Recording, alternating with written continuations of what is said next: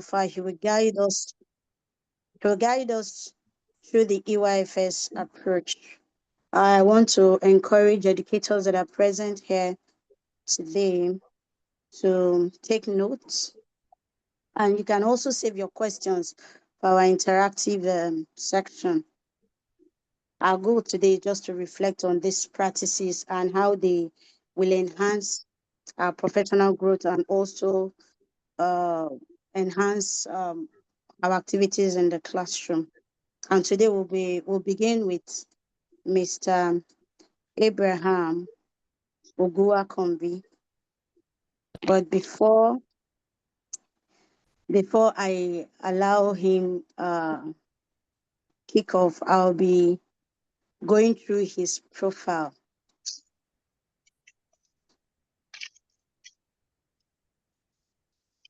Okay.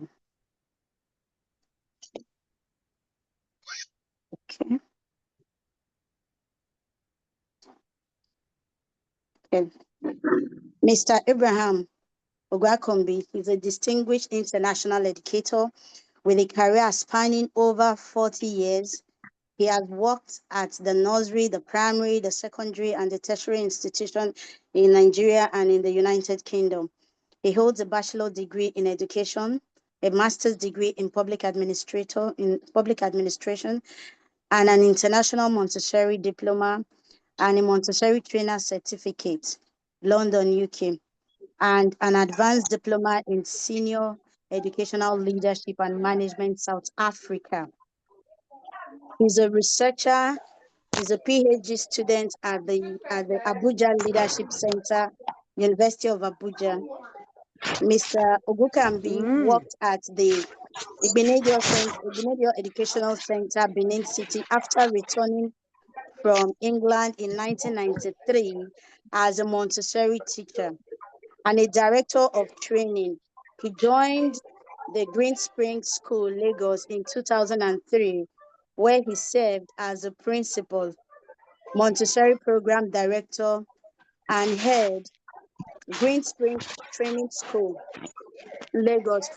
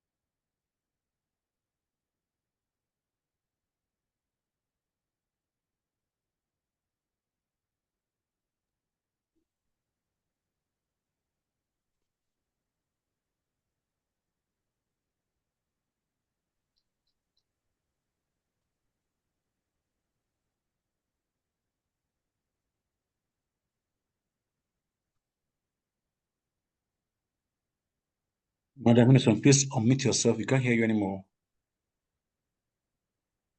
Please unmute yourself.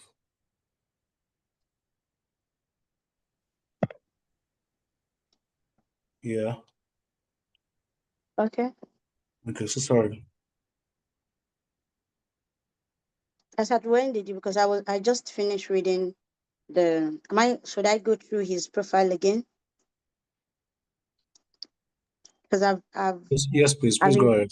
Please go ahead. Okay, let me take the first speaker here will be Mr. Abraham Ogukambi. He's a distinguished international educator with a career spanning over 40 years. He has worked at the nursery, the primary, the secondary, and the tertiary institution in Nigeria and in the United Kingdom. He holds a bachelor's degree in education, a master's degree in public administration, and an international Montessori diploma. He's a Montessori trainer. He also has a Montessori trainer certificate and an advanced diploma in senior educational leadership and management in South Africa. He's a researcher. He's a PhD student at the Abuja Leadership Center, University of Abuja. Mr. Ogukambi worked at the Igbenedio Educational Center, Benin City, after returning from England in 1993 as a Montessori teacher, a director of training. He joined the Green Spring School, Lagos in 2003, where he served as a principal, Montessori program director, and head. Green Spring Training College, Lagos, for 18 years. He was the head of school, lead British International School, Abuja, for 4 years. He just retired into private practice. He's widely traveled. He has published many articles in local and international journals and magazines. He's an author and he has published 3 books. Mr. Abraham, he's a trainer, he's a school administrator, he's a guidance counselor, he's a management consultant, he's a school thinking expert, a life coach, and a mentor. Mr. Ogukambi is on the board of some international school. He is a lead consultant of Success Educational and Management Consults. He's equally a fellow in the Institute of the Educational Leadership Practitioners of Nigeria. He's happily married and he's blessed with good children. So please, you're welcome, sir. Can we drop emojis to recognize and to appreciate this very rich profile? Good evening, sir. You're welcome in our midst. Thank you so much. Thank you very much, madam, for the introduction. I would like to say good evening, ladies and gentlemen, from wherever you are joining us from, whether from Africa, or you're joining from Europe, from America, or from different parts of the world. It's my pleasure to be here this evening and to be part of this webinar. Thank you for the Chief Executive Officer of Edrenom Consultancy, Dr. Adedamola Olofa, for this opportunity. For the next 30 minutes or thereabout, I will be handling the first segment of this program.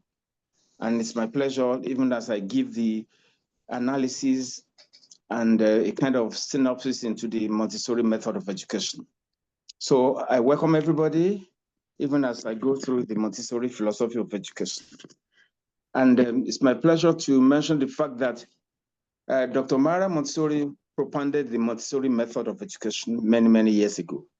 And up until today, it is very germane, and all over the world, we have Montessori schools, Montessori training centers, Montessori schools, and they are very vibrant and they are actually working.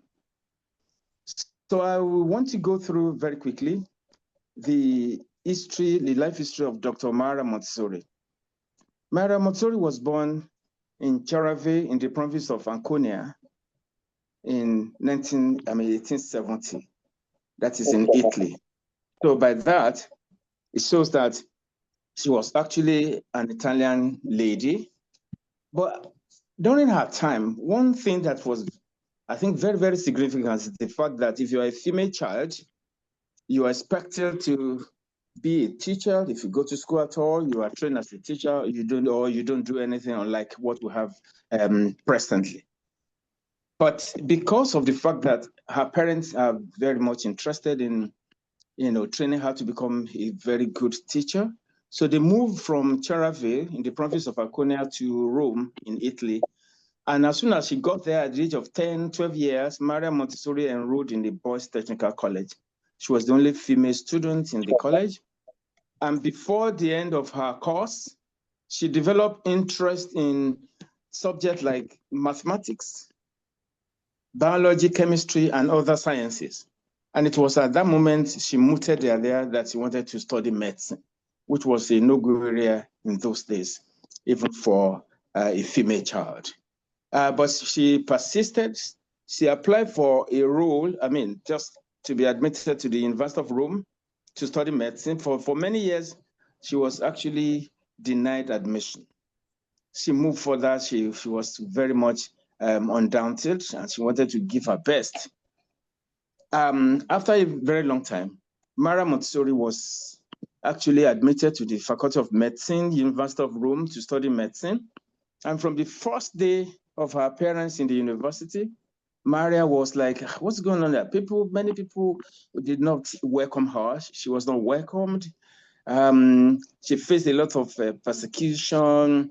People were not interested in her because of just the fact that she was a female child.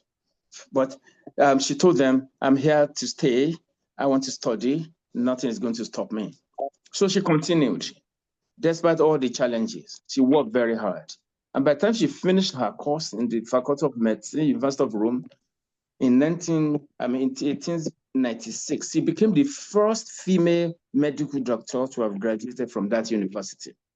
And of course, she made the highest grade. That was awesome. And as soon as she was, she graduated, she was employed in the psychiatry department of the University of Rome. And of course, that was the first time she came in contact with children that have different disabilities. In those days, they called them handicapped children. And while she was working with these children in the clinic, being a scientist, she was documenting her discoveries.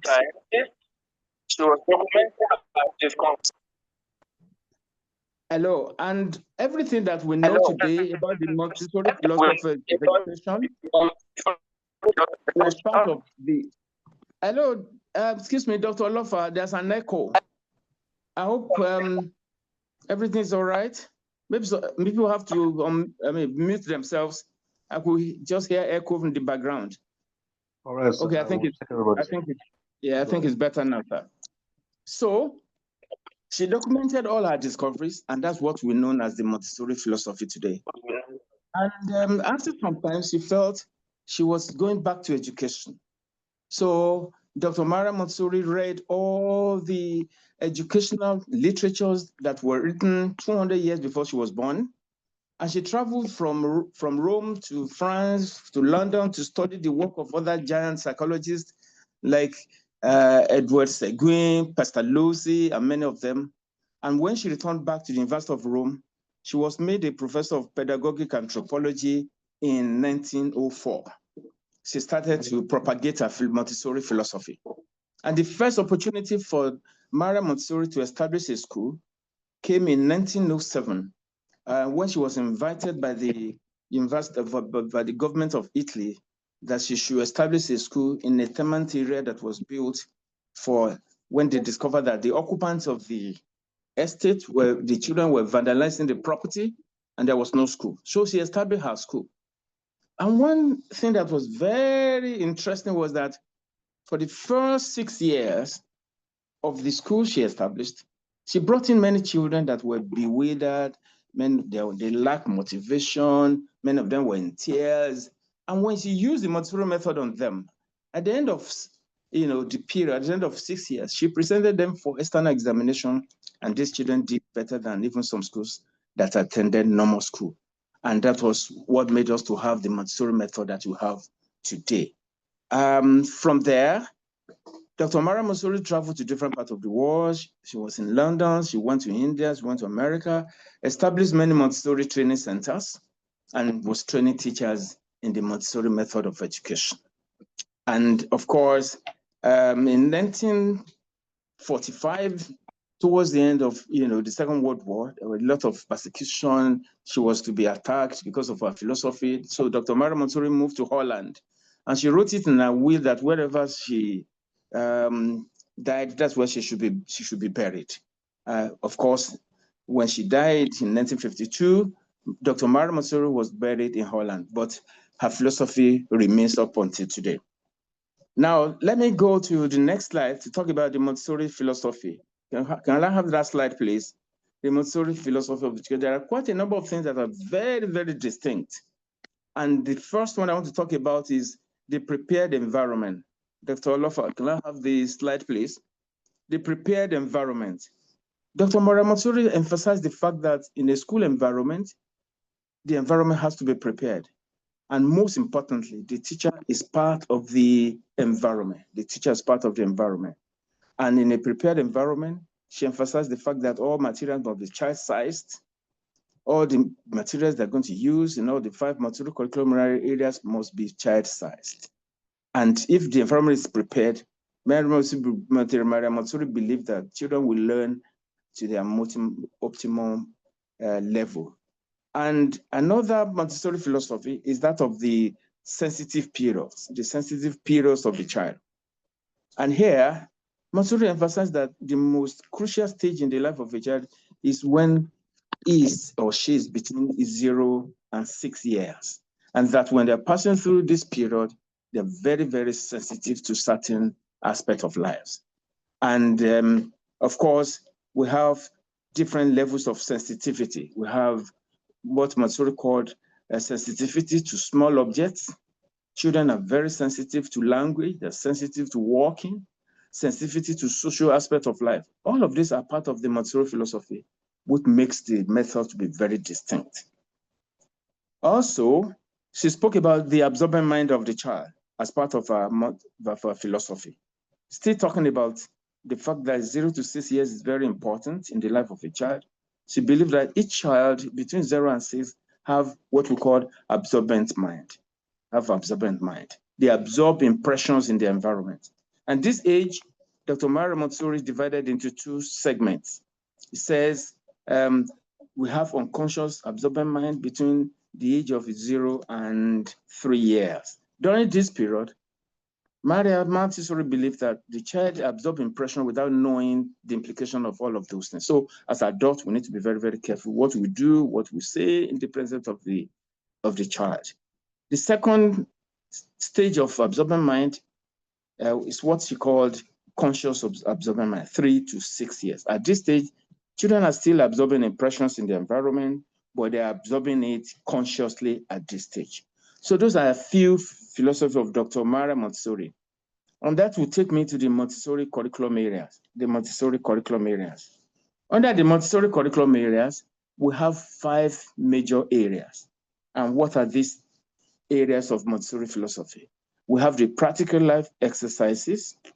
We have the sensorial curriculum. We also have the language curriculum, mathematics curriculum, as well as the cultural subjects. So I'm going to be taking them one after the other. Practical life exercises. Can I have the slide, please? Under the practical life exercises, Maria Montessori is of the opinion that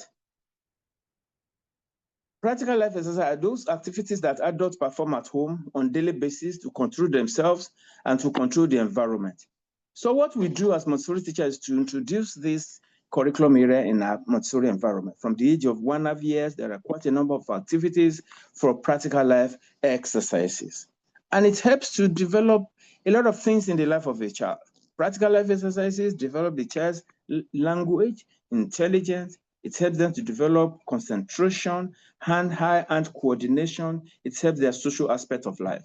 And on the screen, we have one of the pictures that I took about 15 years ago when I was still at Greenspring School, Lekki campus, of a child that was doing pouring exercise, pouring of large beans from one jug to another. And if you look at this presentation, it's from left to right, so the child learns left to right, directionality, and so on and so forth. Under practical life exercises, there are different aspects. We have the preliminary activities. We also have what we call exercises for the development of self, exercises for the development of the environment, and we have exercises for the development of social skills, grace, and courtesy. There are a lot that comes under practical life exercises. And when Dr. Maria Montessori established her first school in 1907 called Casa de Bambini, which means the children's house, this was exactly the first curriculum area that she introduced. And the major objective is to normalize the children. So we want children to be normalized in a Montessori environment, introduce them to the practical life exercises. That takes me to the second curriculum area, which is called sensorial education, the sensorial curriculum. Under the sensorial education, Dr. Maria Montessori just gave it a simple definition. Say sensorial materials are used to make sure that we refine the senses of the child. It's not that those senses are not there, but it's used to refine the senses of the child. And she extended the sense of the child from 5 to about 9. So we have chromatic sense, auditory sense, gustatory sense, sensory sense, different type like that. And we have quite a number of materials that are used in the sensory education to refine the senses of the child. In the picture that was, just displayed on the slide now, we have the broad stairs. We also have the red rods or long rods, and each of them are in base 10. They help the child to develop their proportionality of dimension. We have the color box 3, we also have the knob cylinders, we have the knobless cylinders, all of them in base 10, and the pink tower. So if any child has the opportunity to go through sensory education, they'll be developing their senses. I move on very quickly to the mathematics curriculum area, Montessori mathematics curriculum. This is also an important curriculum area in the Montessori environment. And Montessori says, if we are teaching mathematics in the Montessori environment, it must move from concrete to abstract, from known to unknown, from simple to complex. And of course, the child, first of all, starts with tracing the sandpaper numerals. And after tracing the sandpaper numerals, is also going to work with, written symbols, Then we now go into using Montessori material like the beads. We can also use the, number rods, even for counting. We use spindle box to teach and introduce the child to the concept of zero. It's so important. We also use the cards and counters in Montessori mathematics curriculum to be able to teach odd and even numbers. And with what we have on my slide now, these are golden bead exercises. We introduce the child to this decimal system, unit, tens, hundreds, and thousands. And on the right side, I have the bird's eye view. So children that are between the ages of, let's say 4 to 5 years, preparing to go to primary school is so interesting that they learn how to count from numbers 1 to 1,000 and many more using concrete materials. Now, we have the language curriculum area. Under the language curriculum area, there are 4 major skills that we are teaching under the language curriculum. And what are those skills? We are teaching reading, writing, speaking skills, and listening skills. They're very, very important. And there are a lot of material that can be used to teach the language curriculum. We first of all start with phonic sounds. After the phonic sound, the child learns all the sounds of the 26 letters of the alphabet. Then he moves on like that to work with the pink series. And there are 3 pink series. Actually, we have the pink series. The first one, which is the pink series, teaches the 3-letter phonic words. Then we have the blue series, which introduces the child to the consonant blends. And we have the last one, which is the green series, that introduces the child to phonograms. Any child that goes through this series of language, according to Dr. Mara Montessori, will know and understand how to read and write without stress, effortlessly between 0 and 5 years. The child is reading, the child is writing, and is doing a lot of things. Okay, so that's the language curriculum. And that will take me to the cultural subject area, the cultural subject, which is the last curriculum area in the Montessori method of education. For the cultural subjects, we're talking about any other subject area that are not part of language, mathematics, cultural subject, or sensory curriculum. They include geography, they include history, they also include biology, as well as science. Okay, those are cultural subject areas. And it's a lot. It's so rich to the extent that the child learns quite a number of things that even when they get to the university, they still begin to remember some of the things I've learned in cultural subjects. It's so awesome. We take them to learn about the world. They use the continent globe of the world. They know all the 7 continents. They can identify, people that live in different continents of the world. The various structures that are there, land and water forms is so interesting. And I move on to what makes Montessori education unique in the real sense of it. And I would like to just take this, and I want participants to go through with me. What makes this, Montessori method unique? Montessori schools provided a structured environment where children are encouraged to explore, they're encouraged to discover, and to learn at their own pace. The curriculum is designed to nurture curiosity, self-discipline, and a lifelong love for learning, focusing on both academic and social-emotional growth. This is some of the things that makes Montessori education unique. And as I move on very quickly to the end of my presentation, I want to talk about the key benefits of Montessori education. Key benefits of Montessori education. Number one, it fosters independence in the life of a child. The child becomes very independent as they use Montessori materials. They can do many things by themselves, and this will make them even to transition successfully into primary, secondary, and university without any stress. It promotes individualized learning. Yes, if you get to a vertically aged group Montessori environment, you discover that children are working with different materials effortlessly, they are not disturbed. And it's encouraging hands-on learning. So learning is very practical, and based on this, it's so awesome that it is not rote learning, it's internalization of concepts. It builds social skills, especially mixed age grouping classroom, which is called vertical age grouping. Children are able to socialize, they interact with each other, and it builds social skills. Montessori education is also very beneficial because it develops a love for learning. Children want to learn. And of course, when Dr. Montessori established her school, the Casa de Bambini, on Saturdays and Sundays, children want to go to school because they love the environment, they love everything they are doing. It strengthens focus as well as concentration. That's awesome. All right. It makes children to be focused in whatever they're doing. They develop a lot of concentration as they work with materials or in any of the curriculum areas, either practical life exercises, sensorial, language, mathematics. Of course, they concentrate, and this takes them to primary section. And when they go to the library, even when they get to the primary school, they can spend 2 hours, they're not disturbed, they're on top, and they follow up with their education. Another benefit is that it teaches practical life skills. Yes, there are a lot of practical life skills that are taught in the Montessori environment. And of course, social skills, grace and courtesy. They can dress up themselves. They can use the bathroom without any stress. It supports emotional development of the child. Yes, because Montessori believe that each child has a personality and we must respect them. That if you respect the personality of the child, they reveal themselves to us. And of course, it encourages independence. It encourages independence, and it makes children to be normalized. That is awesome. Normalization takes place, and that is beautiful. And when a child is normalized between the age of 0 to 5 years or 6 years, of course, they develop love for learning. And when they get to primary school, secondary school, they distinguish themselves.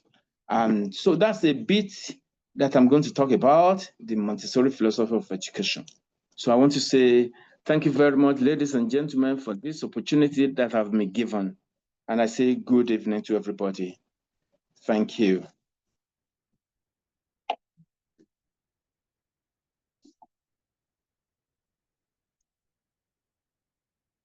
Over to the moderator, please.